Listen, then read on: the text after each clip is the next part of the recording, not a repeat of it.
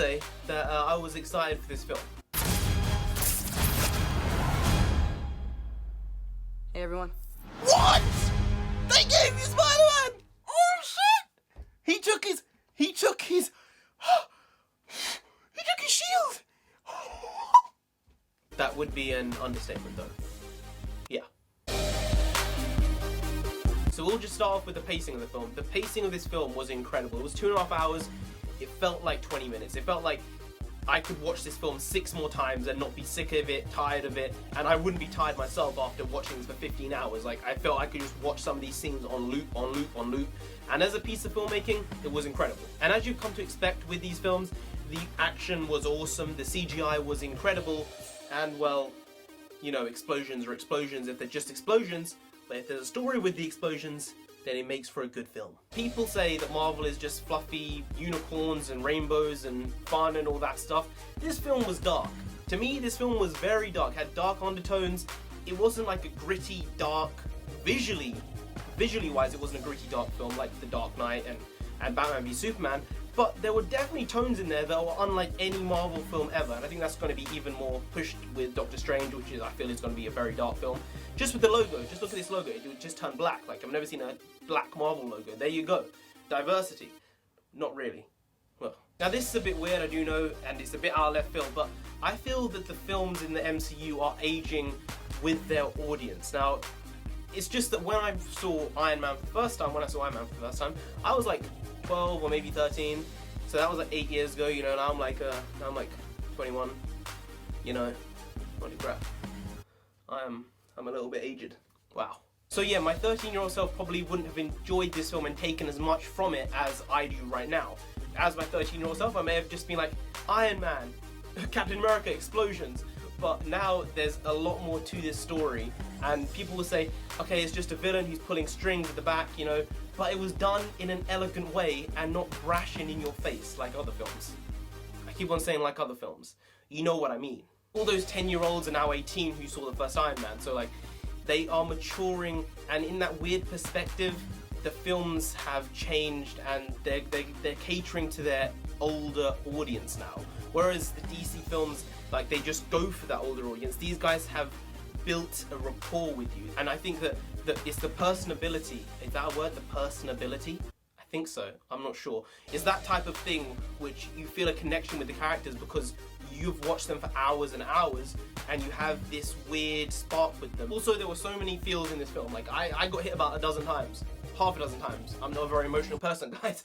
Half a dozen times, like, there were so many scenes where I was like, oh crap, that's deep.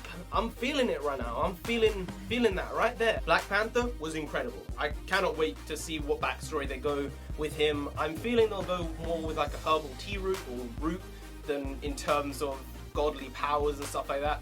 Because there's definitely no way he's just enhanced with super serum as well. Because the pace he was running at, he's not just an enhanced human or peak physical condition. He is like like Captain America basically. So it has to be some type of special power he gets from something or other. Maybe it's his ring or something like that. He was kick-ass and awesome. Spider-Man was the highlight of the film for me. I wasn't particularly excited for the new Spider-Man film. I was like, you know, I've seen Spider-Man, not too keen on it. He's not one of my favourite characters, probably not my favourite 15 characters even. But this film gave such a true, accurate portrayal of what a teenage Spider-Man is meant to be. Like, I was mind-blown at the endearing nature of this Spider-Man. Like, you see that this is straight out of the comics and straight out of the animated series. Like, the quips he gives with all the characters is just incredible. And I was like completely just like this the whole time. Please do not edit anything in my mouth. I mean, I'm not that important either to get stuff in my mouth like that. I mean, if you want to, please do and send it to me. I'll be enthralled. I'll be delighted.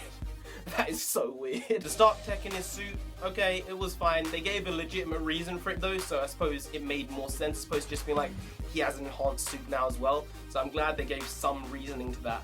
When you see the film, you'll understand it properly. Go and see the film. But back to the Russo brothers. This was great directing, great cinematography, great visual effects. One thing I didn't like was the editing. Not the scene-to-scene editing. The speed editing of some fight scenes were just too sped up and too quick. And watching like Black Widow fight was like I was watching a Flash fight. Like, she's not that quick, mate. She cannot do that. Like, you have to stop speeding up these scenes so much. It just didn't work. But overall, as a piece of filmmaking, it was an incredible piece of work. And also the villain, people were saying it's a weak villain. I actually feel for the story arc as a whole, he was a good villain. But his motivations just, they didn't warrant what he did in the film at the extent that he did it. For like years of planning, it didn't make sense. Like, anyone could have done this in that case. And he wasn't with Hydra. They sort of retconned the character. I wish they had sort of gone the Hydra route, but at the same time, like, everything just comes back to Hydra somehow eventually. So it's like a double-edged sword if you go with Hydra, you know. You can't win really because people are going to be annoyed and people aren't going to be annoyed that it's always Hydra. I don't know. And I'll just say one word and it'll encapsulate the whole film. Airport. Airport. Airport. Just on a marketing standpoint, like whoever made these trailers, whether it was Disney, Marvel, the marketing team, the Russo brothers themselves, like, they should make every trailer for every film ever, because the trailers gave nothing away of the overlying story arc. Like, apart from, you know, it's Captain America vs. Iron Man, nothing else was really given away in those trailers. I don't know about the TV spots, I didn't really see many of them, I didn't want to ruin the film, but they were done so well and executed so well, you knew nothing about the film going into it if you were just an avid person. Personally, me, as the film was going on, I was sort of predicting what was going to happen, like every scene, and getting it right. The only scenes I couldn't get right was with Daniel Bruhl, and then when the motivation came out, I was just like, okay, mate, I couldn't predict this because it's just so ridiculously far-fetched. And they dealt with Thor and Hulk very cleverly. Like, it wasn't like you were just like, where are they right now? They sort of put it into context as to, you know, you should know where they are right now, but you don't. So we'll just leave it there. Also, Spiderman was great. If I didn't tell you, Spiderman was great. Was great. It's great. It was huge. That was my Donald Trump impression. Donald Trump, there you go. I'm not going to spoil it for you guys and tell you who died or who didn't die or who should have died and stuff like that. But I do think Sebastian Stan had a very good performance, as did basically everyone in this cast.